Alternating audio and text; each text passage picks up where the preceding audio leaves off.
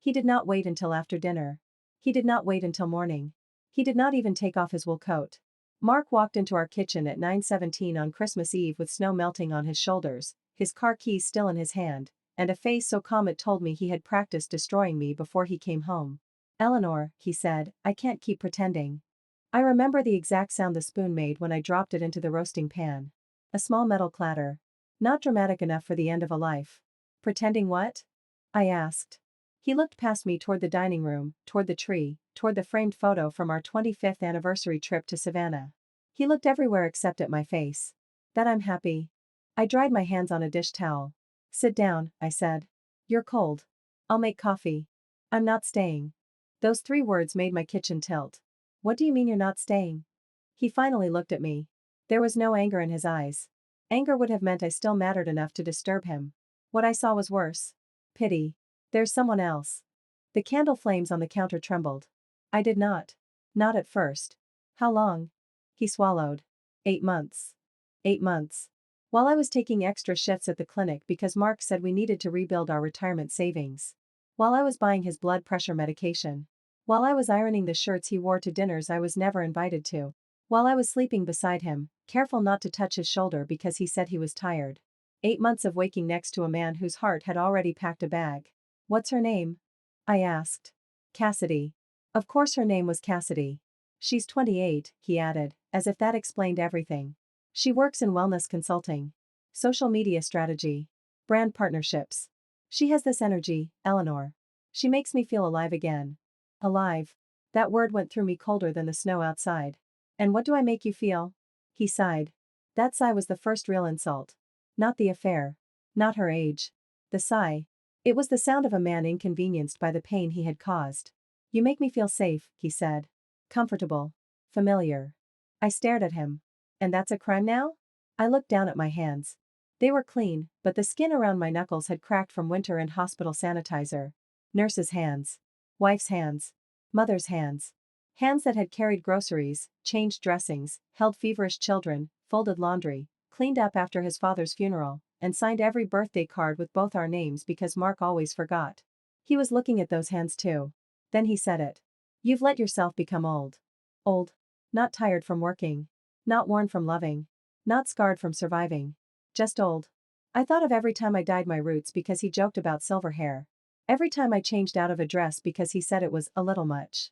Every time I laughed when he teased me about my practical shoes, my reading glasses, the way I kept tissues in every coat pocket.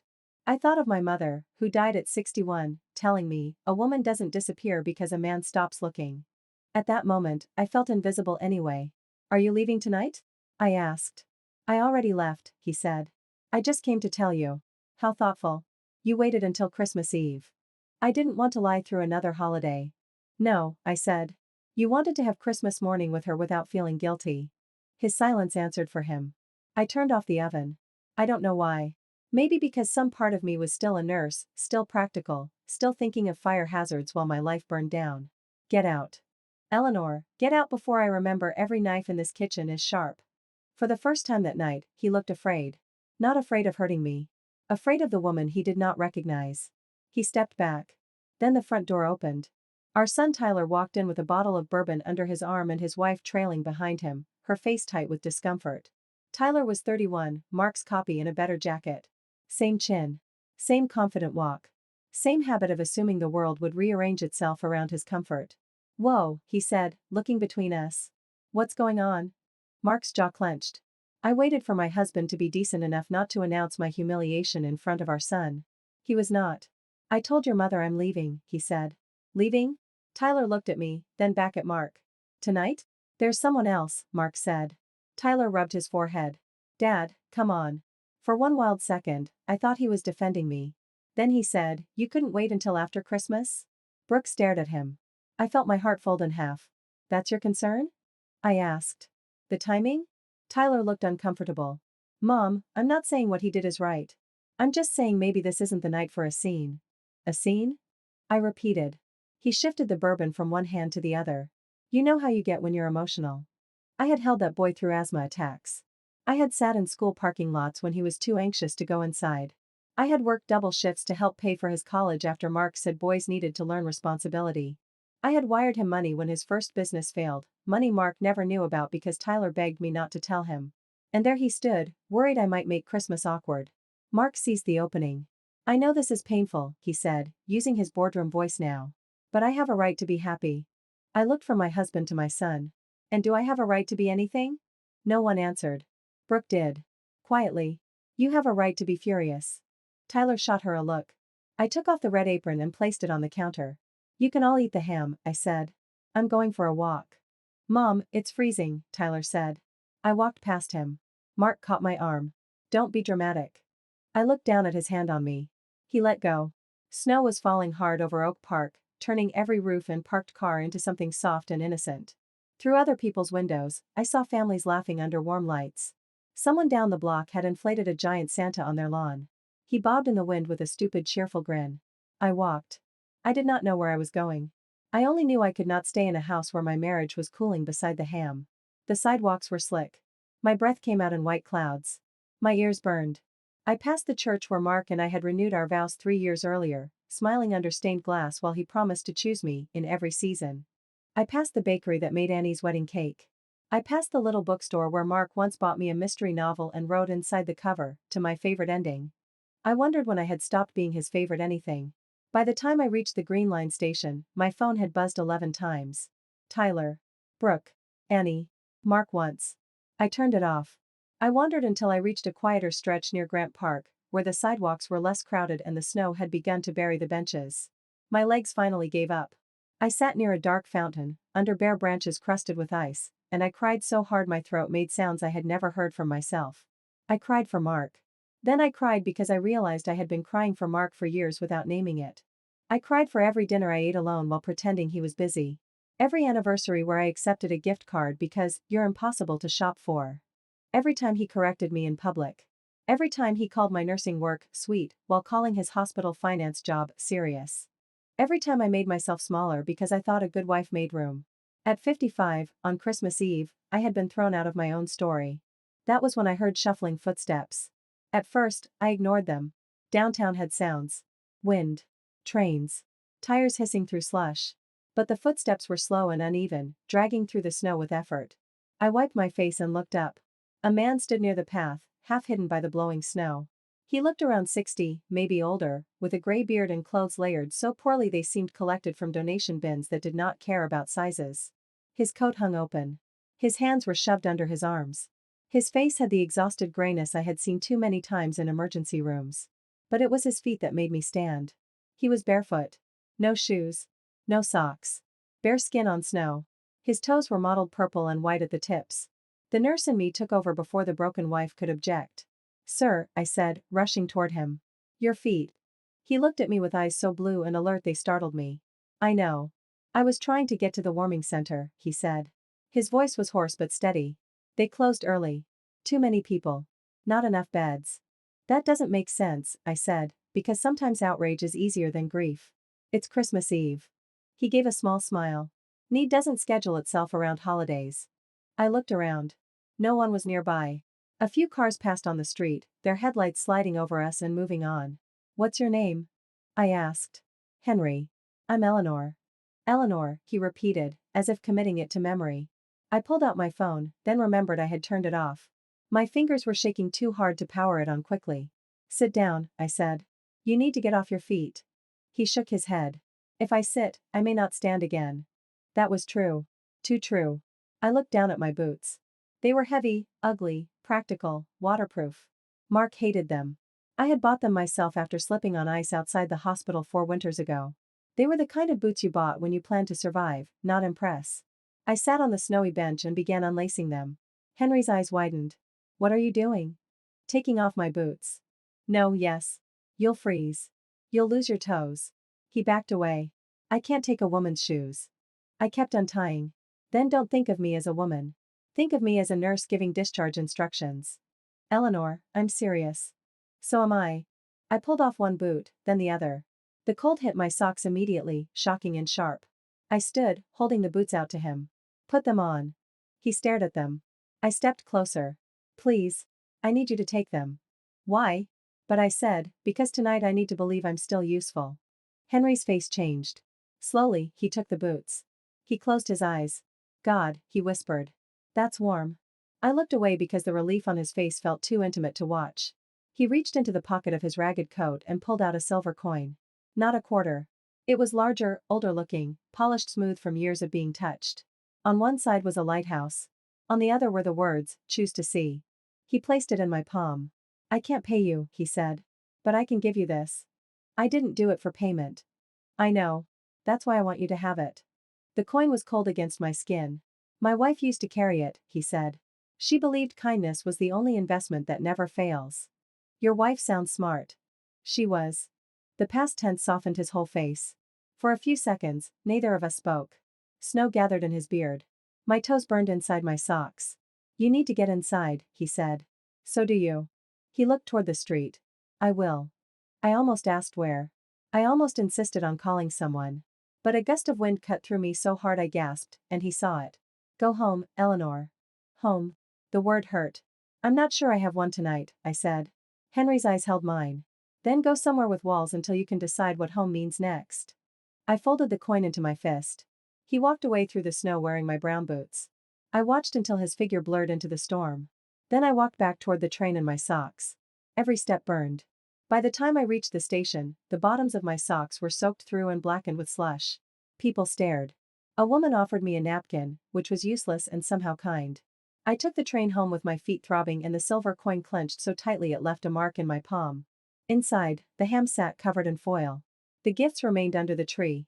My red apron lay on the kitchen counter exactly where I had left it. Brooke had left a note. I'm sorry. Call me when you can. You deserved better tonight. I read it twice. Then I sat on the kitchen floor and pulled my knees to my chest. My feet were numb. My marriage was dead. My son had disappointed me in a way I did not yet know how to forgive. But when I opened my hand, the silver coin caught the tree lights. Choose to see. I placed it on the table beside the cold Christmas dinner and whispered to no one, then let me see.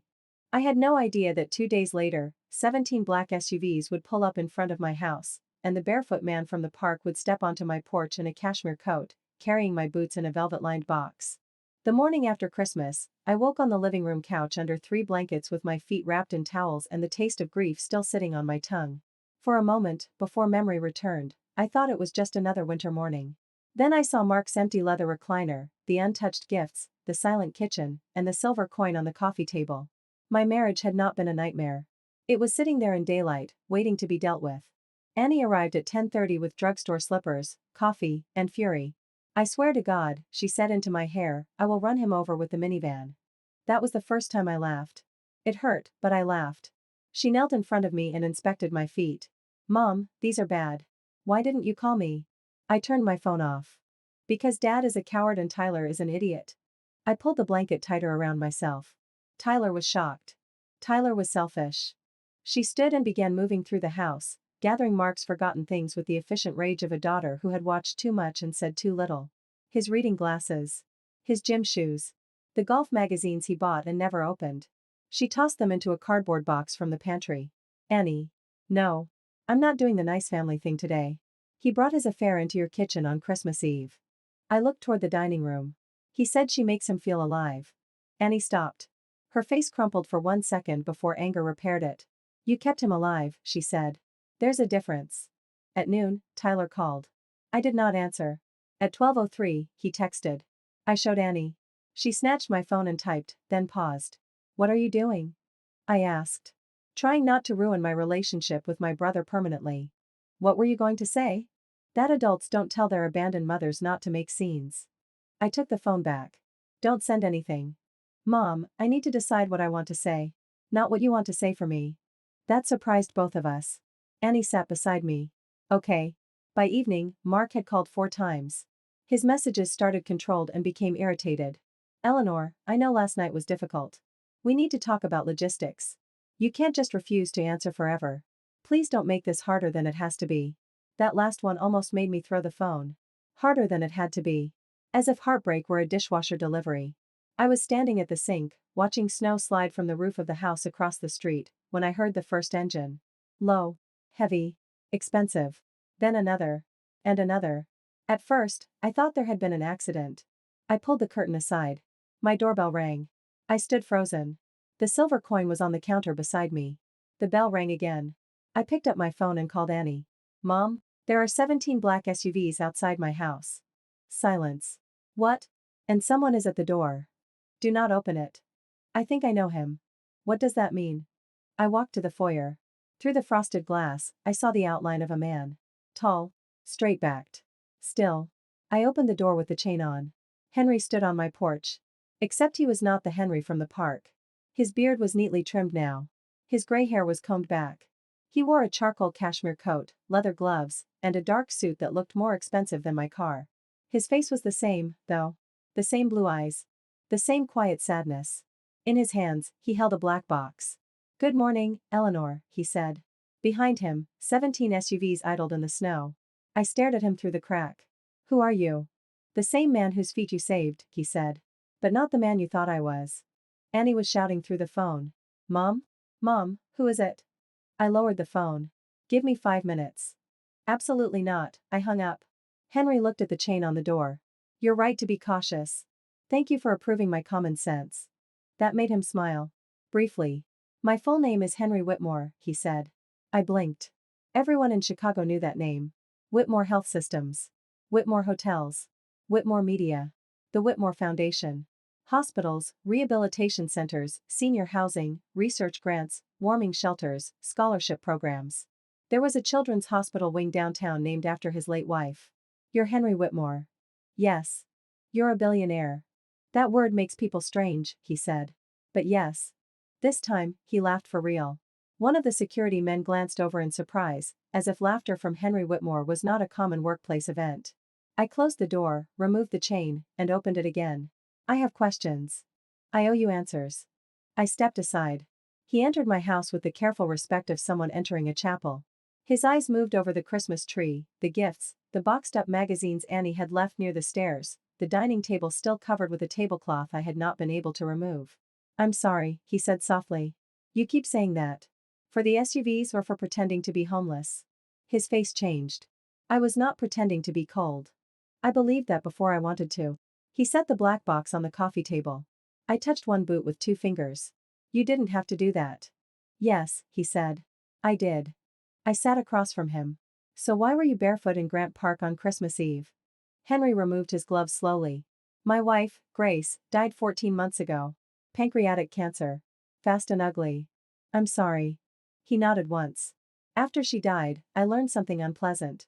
Many people loved her. Many people also loved what her name could unlock. Invitations. Donations. Contracts. Good press. When you have money, grief becomes a room everyone wants to enter with a proposal. I had seen wealthy donors at hospitals before. I knew the kind of sadness that attracted handlers. Grace cared deeply about people living on the street, he continued. She started our winter outreach work. After she died, I received reports saying everything was functioning beautifully. Warming centers funded. Boots distributed. Medical vans staffed. Perfect numbers. Perfect photos. He looked toward the window, where his SUVs reflected in the glass. But I had begun hearing different stories. Closed doors. Empty supply rooms. People turned away. So I started going out quietly. No name. No driver. No camera. Sometimes in old clothes, sometimes with outreach volunteers who didn't know who I was. I wanted to see what people see when there is no donor plaque on the wall. And the bare feet? His jaw tightened. I gave my boots to a man under Lower Wacker earlier that night. He had wrapped his feet in plastic grocery bags. I thought I could make it to the next center. I leaned back. You're telling me a billionaire got stranded barefoot in a snowstorm because he gave away his own boots. I'm telling you that sometimes foolishness and conscience wear the same coat. I did not know what to say. He looked at me directly. Then you found me. I didn't find you. You walked past me. No, he said. You saw me. That is not the same thing. Something in my throat tightened. Henry reached into his coat pocket and placed another small object on the table. A business card. Thick white paper. No flashy logo. Just his name, a phone number, and the Whitmore Foundation. I came here to thank you. And to ask for your help. My help? Yes. With what? I want you to lead the Grace Whitmore Second Chance Initiative. I stared at him. I'm a nurse. That is exactly why. I'm a retired nurse. You retired from a hospital. Not from being useful. Those words hit a place in me Mark had bruised. Henry leaned forward. I laughed because if I did not, I might cry. You met me for 10 minutes while I was having the worst night of my life. And in those 10 minutes, while you were bleeding inside, you chose to help a stranger. I have interviewed executives for 20 years who could not do that with cameras on them. I looked at the silver coin on the table. My husband left me on Christmas Eve, I said. My son told me not to make a scene. I walked around the city in socks because I gave my boots to a man who turned out to be richer than every hospital administrator I ever hated. I am not sure I'm qualified to lead anything today. Henry's expression softened. Eleanor, broken is not the opposite of qualified. Sometimes broken is how the light gets honest. Before I could answer, my phone rang. Mark. I ignored it. It rang again. Henry stood. I can leave. No, I said, surprising myself. Stay. On the third ring, I answered. What do you want? Mark exhaled hard. Finally. We need to discuss the house. Not my heart. Not Christmas. The house. What about it? I think selling is the cleanest option. My fingers tightened around the phone. The cleanest option for whom? For both of us. Don't make this emotional. Henry's eyes sharpened at that. I said, you left me 2 nights ago. I know. And I'm trying to handle things responsibly. By selling my home? Our home. The home I kept running while you were feeling alive with Cassidy. His silence had edges. Then he said, Eleanor, listen carefully. You can't afford this place alone. Property taxes, insurance, maintenance. Let's be realistic. There it was. The voice. The reasonable voice he used whenever he wanted to put a leash on me and call it logic. I'll talk to a lawyer. You don't need a lawyer. Henry's eyebrows lifted slightly. I held his gaze. Yes, I said into the phone. I do. Mark's tone cooled. Who is there with you? No one you have the right to ask about. Eleanor. I hung up. For a moment, the house was silent. Then someone pounded on my front door. Not rang. Pounded. I looked through the side window. He pounded again. Eleanor. Open the door. Henry stepped beside me. You don't have to. I thought of Mark calling me old. Tyler calling my pain a scene. My own bare feet on the train platform. The coin in my palm. Then I opened the door. Mark looked past me immediately. His eyes landed on Henry. Confusion crossed his face first. Then recognition. Then something close to panic. Mr. Whitmore? Henry said nothing. Mark's gaze snapped back to me. What the hell is going on? I leaned against the doorframe, still wearing drugstore slippers Annie had bought me. I was about to ask you the same thing. Mark tried to smile, but it came out wrong. Eleanor, can we speak privately? No, his face hardened. This is a marital matter. Christmas Eve was a marital matter. You made that a group event. A neighbor's curtain twitched behind him. Mrs. Donnelly had not gone inside. She was now openly watching from her porch. Mark lowered his voice. You're embarrassing yourself. For 28 years, that line would have worked. That morning, it did not even reach me. No, I said. I'm embarrassing you. That's different. Mark saw it and flushed. I don't know what she told you, Mark said to Henry, but this is a private family situation. Henry's voice was calm. Then why are you shouting on her porch? Mark looked at me again. Eleanor, I made a mistake. A mistake is forgetting milk. You moved out of our marriage 8 months ago. Cassidy and I had a disagreement. I laughed once. Oh. She already made you feel dead again? He flinched. Good. She's young, he said. Impulsive. And I'm old, right? His jaw worked. I shouldn't have said that. But you meant it. I was upset. You were wearing a coat and holding car keys. You were not upset. You were prepared. That landed. I saw it. Mark's eyes flicked to the black box on my coffee table, to the polished boots, to the silver coin. What is this? He asked. Henry answered before I did. An opportunity. Mark frowned. What kind of opportunity? I have asked Eleanor to direct a major program at the Whitmore Foundation. For one perfect second, Mark had no face at all. Just blankness. Then he laughed. He actually laughed. Eleanor? Direct a foundation program? I saw Henry's shoulders still. Mark looked at me with the same cruel amusement he used when I once told him I wanted to take a medical ethics course. Come on. She's a good nurse, sure. But she's not an executive. The last thread snapped. I stepped closer. You don't get to decide what I am anymore. Mark stared at me. I accept, I said, not looking away from my husband. The job. I accept it. Henry turned to me. Are you sure? For the first time in a long time, I said, yes. Mark's face went pale. You can't just, I can. You don't know what you're doing. No, I said.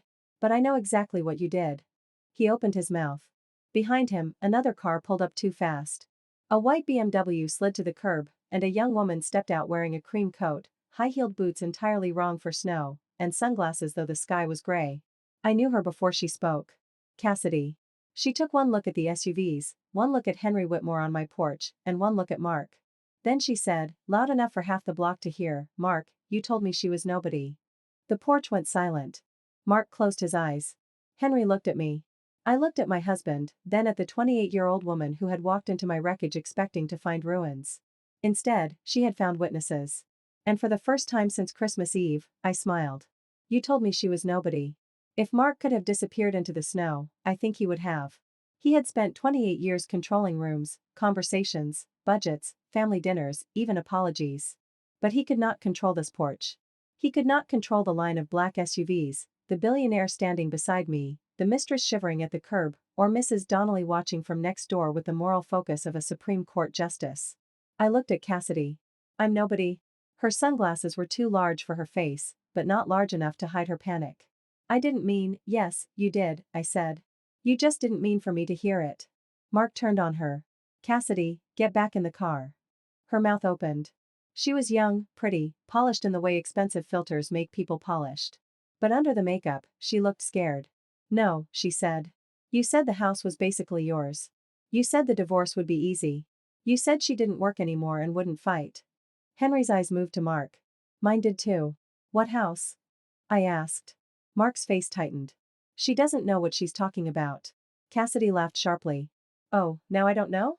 After you made me wait 8 months while you promised to list it by New Year's. My body went very still. Henry must have felt the change, because he took a half step closer, not touching me, just making his presence known. Mark, I said, what did you do? Nothing. That was when I knew it was something. He took out money, she said. Mark snapped, shut up. I stepped onto the porch in my slippers. How much money? Cassidy folded her arms. I don't know exactly. He said he had access to equity. He said once the house sold, everything would be clean. I never signed anything.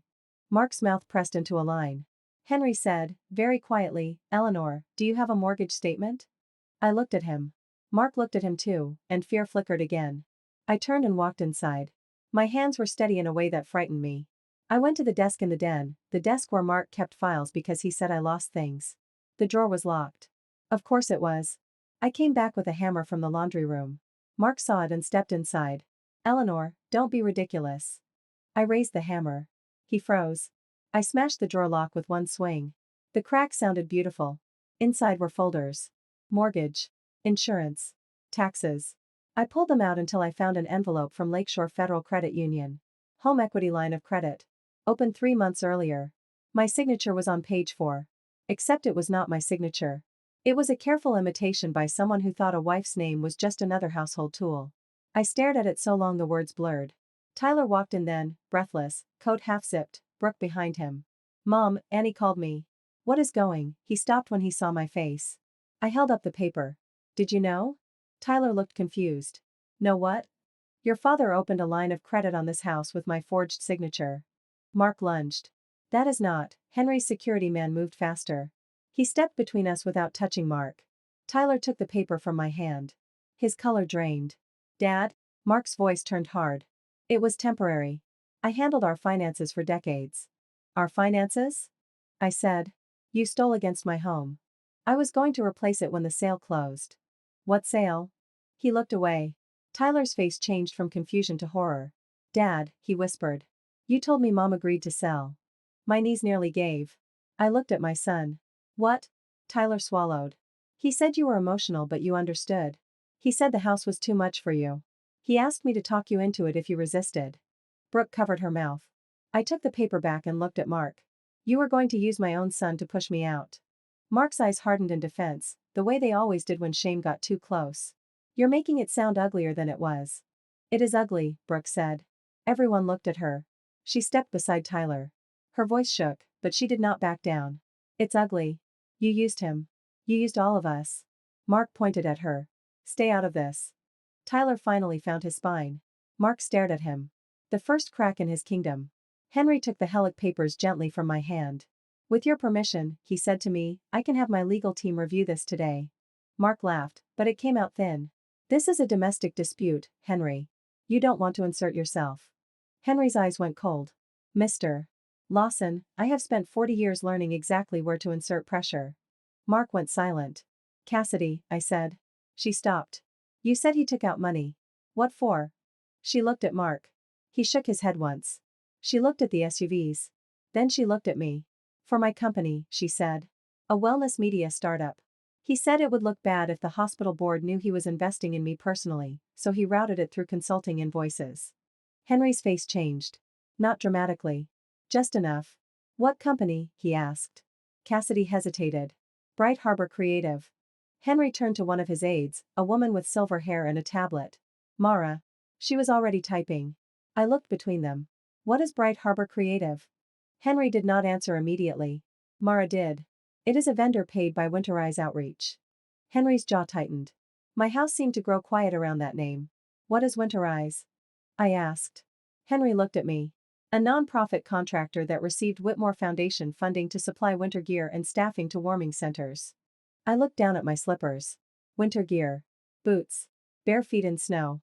Henry's voice was controlled, but something dangerous moved underneath it. We have been investigating missing supplies for 3 months. Cassidy shook her head. No. I just did marketing. I made videos, donor decks, social campaigns, with money meant to buy boots. I asked. She looked away. Mark said, this has nothing to do with Eleanor. That was his mistake. Henry turned to him fully. No, Mr. Lawson. I believe it has everything to do with Eleanor. Because on Christmas Eve, your wife gave me the boots your network failed to provide. Nobody spoke. Snow drifted across the open doorway. And I understood the shape of the second betrayal. The man I saved in the park was not just proof that kindness returned. He was evidence. Over the next 6 weeks, my life became 2 lives running beside each other. In one life, I hired a divorce attorney named Denise Alvarez, a woman with blunt-cut black hair and a smile that made liars sweat. Denise reviewed the forged HELEC documents, bank transfers, and Mark's emails. She told me, I can't promise easy. I can promise he will regret assuming you were weak. In the other life, I began working at the Whitmore Foundation. Henry did not put me in a corner office and parade me as a sentimental Christmas story, though reporters tried to make me one. He gave me a real desk, real files, and real authority. The first day, I sat in a glass conference room with 11 executives who spoke in polished phrases about vulnerable populations and strategic alignment. I listened for 17 minutes before I raised my hand. A young consultant with perfect teeth paused mid-slide. Yes, Eleanor? Have you visited the Belmont Warming Center after midnight? He blinked. I reviewed the site report. That isn't what I asked. A few people shifted. I continued. Because the report says they have 80 beds. They have 52. It says medical volunteers are present nightly. They are not. It says boot distribution reached 1,200 people. I met 3 men last week using cardboard inside their shoes. The room went quiet. The consultant's smile faded. Henry, seated at the far end of the table, said, go on. So I did. I talked about frostbite and untreated diabetes. I talked about women who avoided shelters because the men there scared them. I talked about elderly people discharged from hospitals with nowhere warm to sleep. I talked about the difference between a donated coat and a coat that fits. I talked about how dignity was not a slogan but 1,000 small details no donor gala ever photographed. When I finished, Henry closed the consultant's laptop. Meeting adjourned, he said. Tomorrow we visit Belmont at midnight. That was how my real work began. We went into shelters, underpasses, church basements, motel rooms where families paid by the week, hospital waiting rooms where people slept upright because they had nowhere else to go. I wore my repaired brown boots. Henry wore plain black ones and carried boxes himself, despite the security team's visible distress. At first, some staff resented me. I was the nurse from the Christmas Story, the woman who made everyone uncomfortable because I asked why numbers on paper did not match bodies in rooms. But slowly, the honest ones found me. A caseworker named Jules slipped me copies of rejected supply requests. A volunteer physician showed me photos of untreated feet. A shelter cook cried in a storage room and told me Winterize had charged for meals never delivered. The audit widened. Bright Harbor Creative was only one thread. There were consulting invoices, equipment purchases, transportation fees, donor event expenses disguised as outreach. Northlake Medical appeared in the records too, through a community wellness partnership Mark had approved. I stared at his signature on those documents and felt a new grief. Not the grief of losing a husband. The grief of realizing I had slept beside a stranger and called it marriage. Tyler came by 3 times before I let him in. I was wrong, he said before I could speak. I folded my arms. Yes. I believed Dad because it was easier. Yes. He swallowed. I didn't want to see how he treated you because if I saw it, I'd have to do something. That was the first honest thing he had said. I opened the door wider. He cried in my kitchen. Not loudly. Not performatively. Just a grown man sitting at the table where his father had destroyed Christmas, pressing his palms to his eyes. I'm sorry I called it a scene. I looked at my son. My boy. Mark's echo, but not Mark.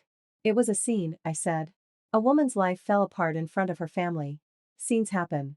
He gave a wet laugh. I placed a bowl of soup in front of him. I forgive you, I said. But you have to become someone who deserves it. He nodded. That became a beginning. Mark did not begin. He unraveled. First, he sent flowers. Red roses. My favorites were white lilies, which he knew once and forgot somewhere around year 12. Then he sent messages about healing, about confusion, about how Cassidy had manipulated him. He said she was ambitious. He said she flattered him. He said he had been lonely. I wrote back one time. You were not lonely. You were worshipped at home and bored with being decent. After that, he stopped apologizing and started threatening through lawyers. He wanted the house sold quickly. He wanted the Hellick treated as marital debt. He wanted me to sign a non-disclosure agreement regarding private family matters. Denise laughed for 8 full seconds when she read that. Then Henry's audit team found the email that changed everything. It was from Mark to a Winterize executive, copied secretly to Cassidy's business account. Push the boot purchase into Q1.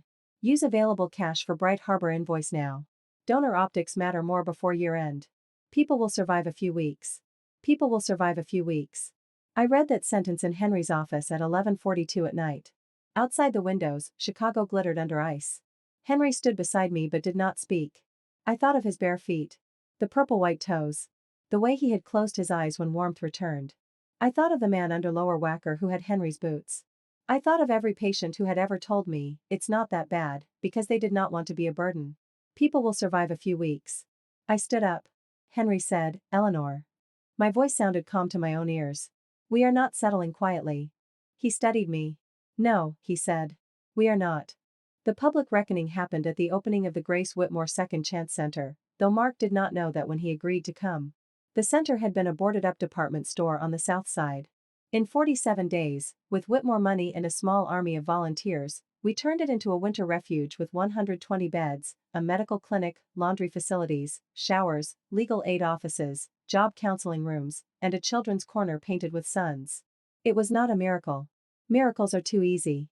It was permits, union crews, donors, nurses, arguments, inspections, donated furniture, and women with clipboards refusing to be ignored. The opening drew cameras because Henry Whitmore drew cameras. It drew politicians because cameras drew politicians. It drew hospital executives because Henry had made private calls that sounded polite only if you did not understand power. Mark arrived in a navy suit I had bought him 5 Christmases earlier. Cassidy arrived 6 minutes later in a black coat, no sunglasses this time, face pale and tight. I wore a deep green dress, my mother's blue scarf, and the brown boots. Tyler and Annie stood near the front row. Brooke held my hand for a moment before letting go. My grandchildren sat with coloring books, unaware that adults sometimes needed ceremonies to tell the truth. Henry opened the event by speaking about grace. Then he introduced me. I walked to the podium, lights hot on my face, cameras blinking. For 28 years, I had spoken in quiet places. Hospital rooms. School offices. Kitchen tables. I had not spoken from stages. But when I looked down, I saw my boots. I began. On Christmas Eve, my husband told me he was leaving me for a younger woman. The room went silent so fast I heard a camera shutter click. Mark's face changed. Good. He said I had become old. He said I made him feel safe, comfortable, familiar, as if those were insults instead of the foundation of a life. I left my house that night because I could not breathe in it. I ended up downtown in a snowstorm, where I met a man with no shoes. Henry lowered his eyes. I gave him my boots because I was a nurse and his feet were in danger. But also because that night, I needed to know I still had something worth giving. I paused. There are thousands of people in this city who should not have to depend on a broken woman's boots to survive winter. Murmurs moved through the audience. Our investigation found that funds meant for emergency winter supplies were delayed, redirected, inflated, and in some cases converted into consulting fees and image campaigns. We found documents. Emails. Invoices. Signatures. Mark stood. Eleanor, he said sharply. I looked directly at him. Sit down, Mark. People turned. He did not sit.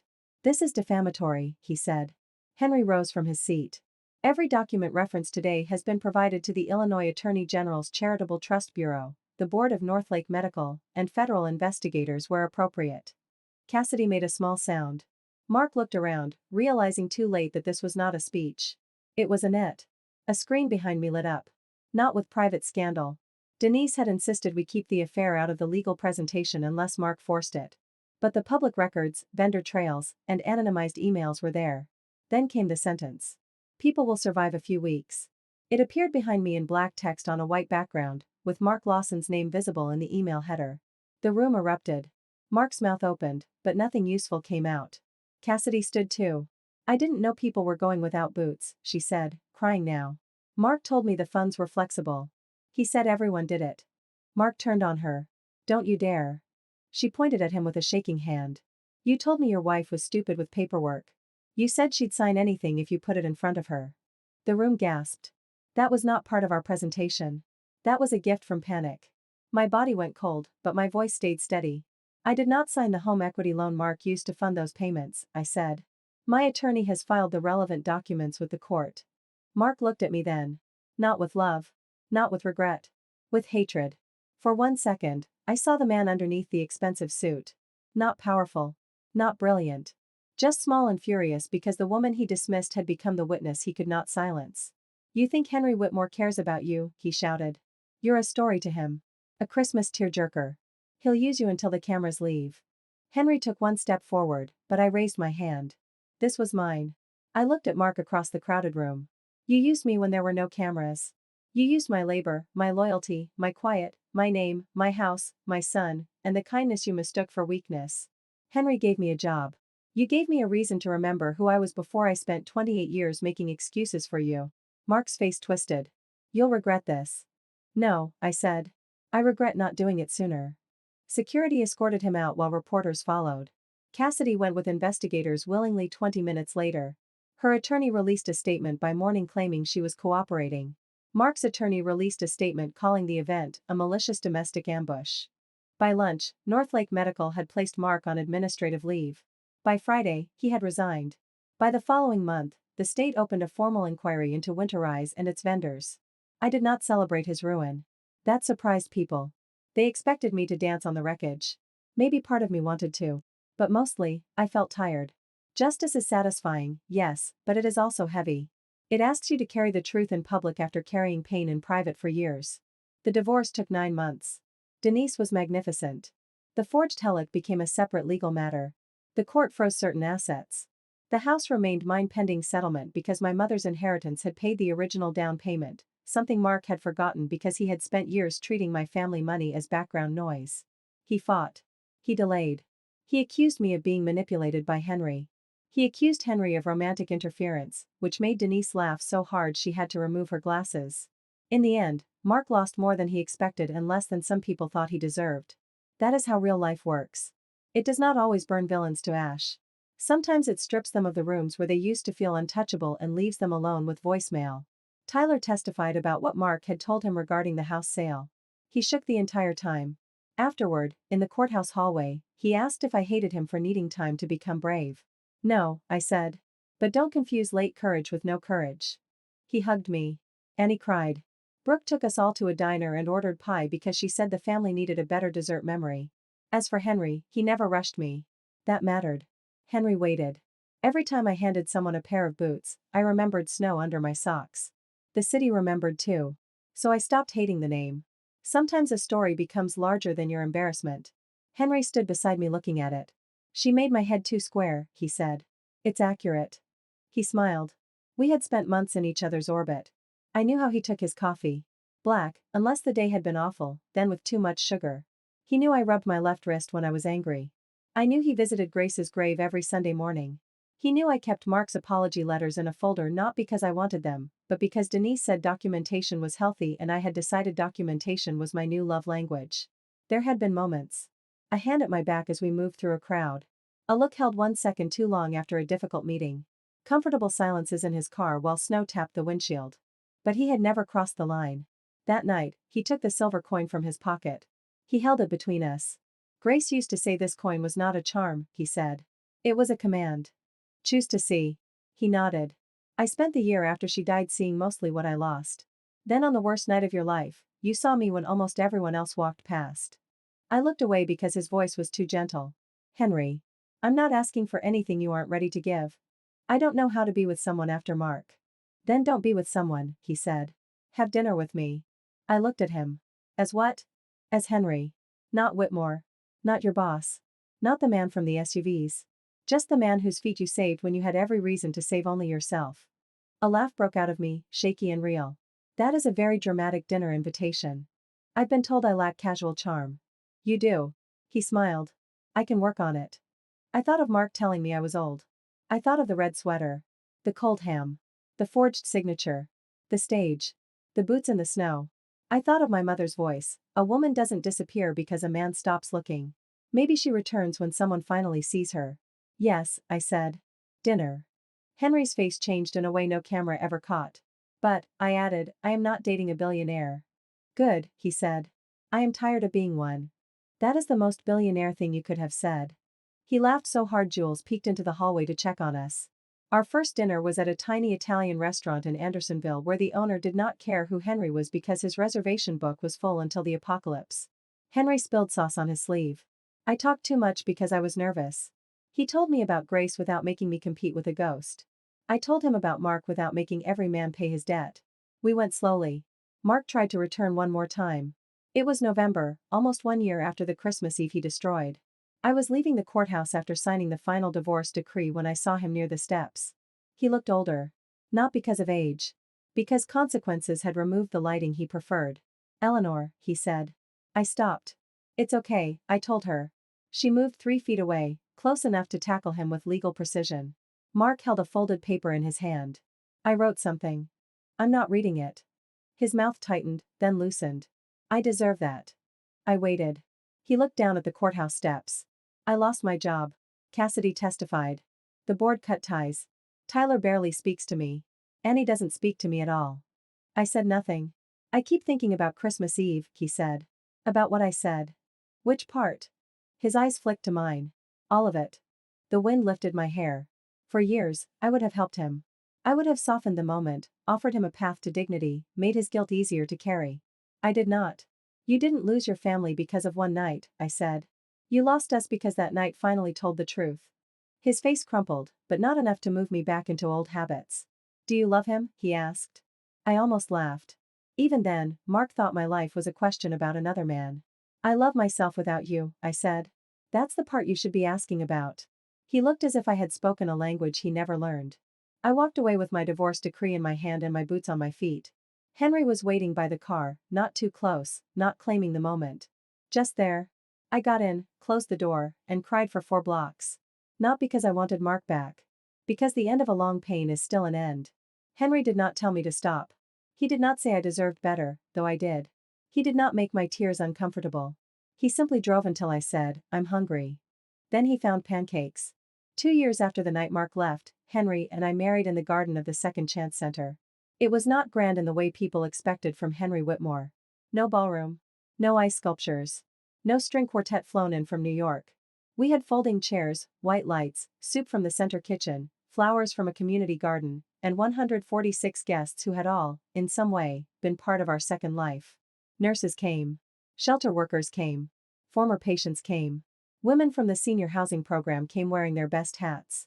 Men who once slept under bridges came in donated suits and shined shoes. My grandchildren scattered petals with the solemn seriousness of people entrusted with national security. Tyler walked me halfway down the aisle, then Annie took my other arm and said, we're both doing this. He doesn't get the full redemption scene. I laughed so hard my veil shook. At the front, Henry waited with tears already in his eyes. Behind him, inside a small glass case on a wooden stand, were my brown boots. A brass plate read, here began a second life. During the vows, Henry did not promise to make me young. He did not promise to heal every wound. He promised to see me clearly, especially when I forgot to see myself. I promised him warmth. Not the pretty kind. The real kind. The kind that keeps people alive. At the reception, Tyler gave a toast that made everyone cry, including himself. My mother taught me that kindness is not weakness, he said. But I had to watch her become powerful to understand it. I'm sorry it took me so long. I squeezed his hand afterward. You're still becoming, I told him. So are you, he said. He was right. Late that night, after the last guests left and the white lights glowed over the garden, Henry and I stood alone beside the glass case. Snow began to fall. Just a few flakes at first. Soft. Almost shy. Henry looked up and laughed. Of course. I touched the glass over the boots. For a moment, I could feel everything again. The kitchen. The ham. Mark's coat. Tyler's silence. My socks in the slush. Henry's frozen feet. The coin in my palm. The porch full of witnesses. The email on the screen. The courthouse steps. The first dinner. The children calling him Mr. Boots. I thought about the woman I had been that Christmas Eve, sitting on a park bench, certain she had been discarded because she was old. I wanted to reach back through time and sit beside her. I wanted to wrap my mother's blue scarf around her shoulders and say, stay. The story is not finished. Someone is coming, but more importantly, you are coming back to yourself. Mark did not destroy me. He revealed the place where I had abandoned myself to keep peace. Henry did not save me. He handed me a door and respected me enough to let me open it. Every winter now, the Second Chance Center gives out thousands of boots across Chicago. We do it quietly. No speeches unless someone asks. No pity.